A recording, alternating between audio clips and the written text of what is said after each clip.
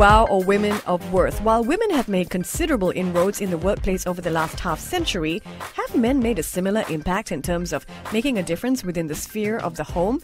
You're listening to WOW, or Women of Worth, the show where we talk about issues that are relevant to women but are important to everyone. I'm Michelle Martin, and my guests tonight are Associate Professor Kirpal Singh and author and CEO of Up Your Service, Ron Kaufman. This program is brought to you by the Shirin Foster Program of the Singapore Management University. I'm Michelle Martin. Wonderful to have your company. Okay, Ron, we're going to get into controversial waters now. But Good. Do you think men are better at managing the balance between work and life? Oh, I think men are much worse. I think as men, we all grow up with this idea of how big is yours. Whether really, as women, we always, secretly wish we had the men's ability to compartmentalize.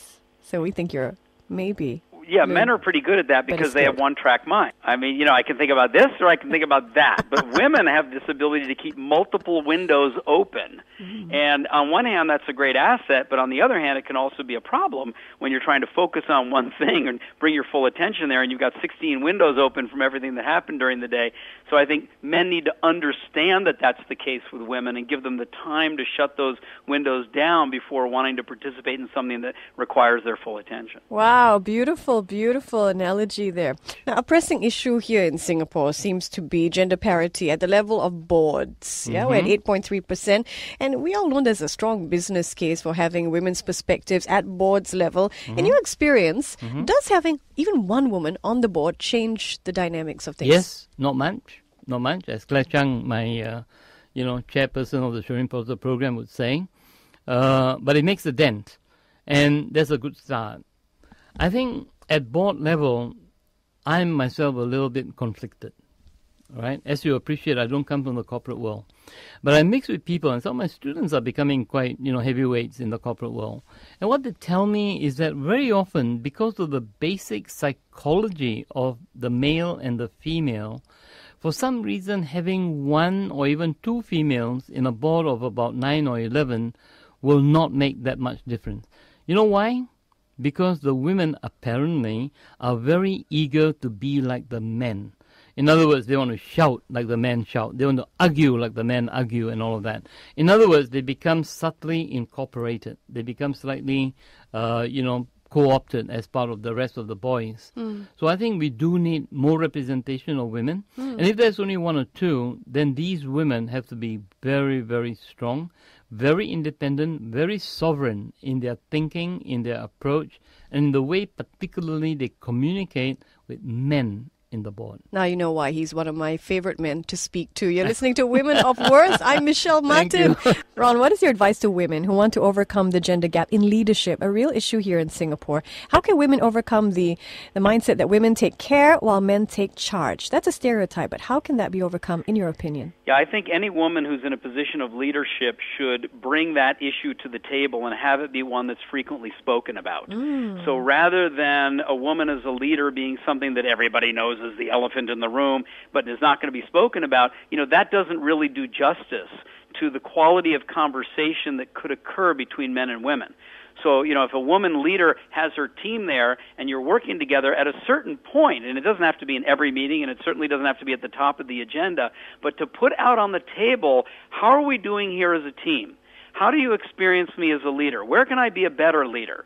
What are my expectations of you? Where do I think we can perform better as a team? Now, these are the same questions that you would want a man who's a leader to be asking if he's a good leader, so why not women as well? On the 29th of January, the Association of Research in Singapore for Women Aware submitted its 5th annual set of recommendations for the national budget. We're not going to get into the nitty-gritty of it, but basically, Aware is urging the government to develop a caregiving infrastructure that provides care for the elderly and the children and the disabled so that the structure can take on some of the burdens that traditionally fall on women's shoulders. So rather than expecting women to provide care by leaving the workplace, we have this caregiving infrastructure as an alternative. Yeah. What mindsets do you think have to change for this to really become a reality? Yeah, I'm glad that you asked the question that way because the infrastructure is in place. It's getting better. It will continue to get better, but it's the attitude and the mindset of people that needs to shift to really allow that to have full effect in our society.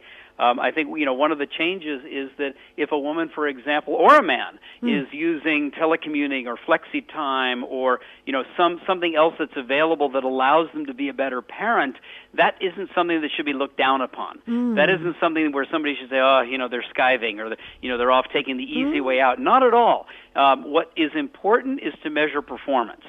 And if somebody is able to perform with the flexibility, then more power to them rather than, what time did you come in and, did you stay late at work? That's not what really counts in the world in creating value for other people. What counts is actual performance. Well, while I'm sympathetic to what the aware, guys have submitted to the government, I think the reality is more complex. I think women shouldn't abandon so-called caregiving to just carry on pursuing their career pathways. I think it is very, very necessary because, they used to talk in this very crude term, like what do you bring to the table and what do I bring to the table? Well, the table is no longer either masculine or feminine. It is gender neutral. And I think both men and women have to bring all they have in terms of caring, regardless of whatever, job prospects or career pathways there are. Traditionally, I'm totally the first to agree that, men have had the advantage. But nowadays, I think a lot of men are, in our small ways, not yet very big ways, but even some of us try to do it in big ways, trying to help wherever we can.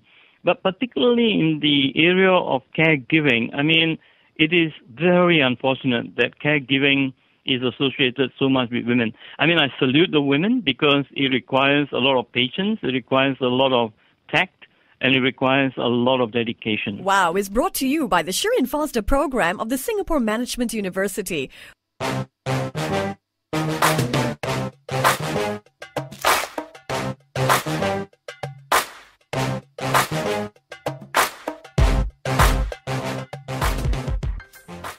Welcome to Wow or Women of Worth. What mindsets really have to change for there to be a caregiving infrastructure that values care for the elderly, children and disabled people in Singapore rather than expecting women to provide care by leaving the workforce? I put that question to both my guests in Wow this evening, Ron Kaufman and Kirpal Singh. Also, what does it take for both men and women to be able to maximize their best selves? That's all coming up in the program. Stay tuned. What's masculine in your definition? Masculine, in my sense, is having the courage, the confidence to do what is needed, what is necessary to help the other, in this case the woman, achieve fulfillment. What are your views on how both men and women can maximize their best selves? Well, the way I end all of my talks is talking about this idea of there's two ways to live life. One is by living life with what's in it for me. How much do I get? How do I get more? What's my share? How do I get a bigger one? Whatever that may be.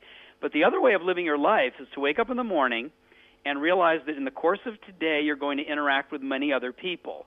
And with each of those people, to be thinking about what can I do for you?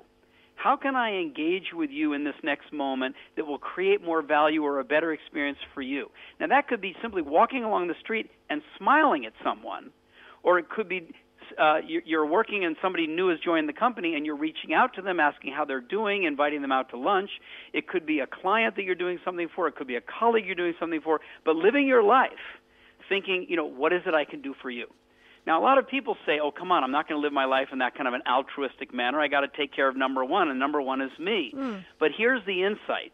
The moment you make the choice to take action to create value for somebody else, the first person who actually gets the benefit is you. Because the energy that you need in order to do something for someone else has got to come up in your own being. And that creates you with more vitality, that gives you more creativity, it gives you more energy so that you're able to serve somebody else.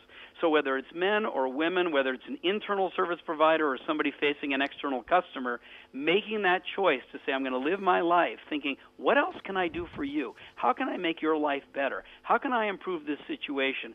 That would be the key to life, living a good life, whether you're a man or a woman or men and women living together. I think one being very, very absolutely and totally honest with each other. Now, this is again more easily said than done because a lot of us always say, tell me the truth, tell me the truth. But when I do tell the truth, or you tell the truth, we get punished. Like you devil, why didn't you tell me this before? I mean, I think, but honesty is a key issue in most of these things. And number two, I think help. I think we really need to help each other a lot. And this means starting from very basic fundamentals like, how much oil is enough in the frying pan before you fry an egg? One, is any oil needed? Two, if so, what kind of oil? How much the quantity of the oil? What should the flame look like when we are turning it on? From very basic things like this to much more complex and elaborate things like how do you really look after people who need looking after in a very critical kind of way. I think this exchanging and this sharing should be done without condescension, without scorn, without mocking, without taunting, but with a real earnest desire to share all that I have with my partner, whoever is around me who needs that help, and for him and her to share this with me, as much as I need. And both must be very willing to be humble, and I think that is very, very critical.